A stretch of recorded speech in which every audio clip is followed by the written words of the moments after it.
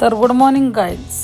मॉर्निंगला छान नाश्ता केल्यानंतर घरी गेलो तर आई मस्तपैकी नाण्याची वेणी घालत होती. मग काय आज जायचं होतं पुण्याला. प्रथम भाऊला घेतला आणि सरळ पुणे गाठलं, कारण आज पुण्याला काहीतरी स्पेशल शॉपिंग होती. पुण्यात गेले मस्त ज्यूस पिलो. पहिला ज्यूस पिऊन ज्या कामासाठी आलो होतो त्यासाठी एंट्री केली. युनिकेअरमध्ये गेलो, कारण भाऊला घ्यायचा होता 17 Pro.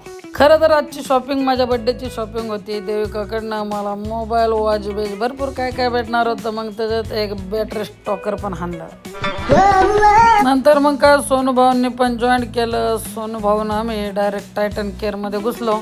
टायटन केअरमध्ये आपल्याला घ्यायची होती ह्यावेळेस ॲटोमॅटिक वॉच, कारण दरवेळेस सेल चार्जिंग ह्या झंझटीपेक्षा डायरेक्ट आपलं वेनच्या धडधडीवर चालणारं वॉच असलं की भारी असतं. मला वॉचेस खूप आवडतात, त्यामुळे वॉच घेताना जरा जास्त वेळ घेतो मी. पूर्ण शोरूममध्ये 2-3 तास आम्ही सगळ्यांनी फिरून फायनली एक वॉच आम्ही डन केला. वॉचसोबत मस्तपैकी एक परफ्यूम पण उडवला.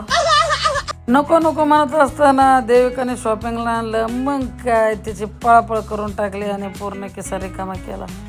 पण शेवट आपल्या आवडत्या व्यक्तीला काय पाहिजे असेल ते कमाईतून घ्यायचा आनंद मला तिला द्यायचा होता, बाकी काही नाही.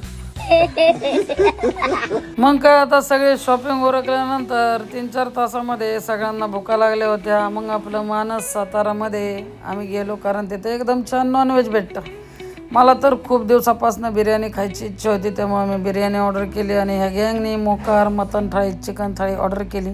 त्यांचं चालू असतानाच मी आपलं बिर्याणीवर गप्पा दणका चालू केला.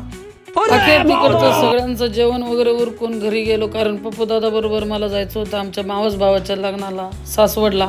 तिकडनं आम्ही लग्नाला गेलो. अक्षय भाऊच्या लग्नाला उपस्थिती दाखवून सगळ्यांची गाठभेट घेऊन मावशीला वगैरे भेटलो आणि निवांत जेवण वगैरे केलं.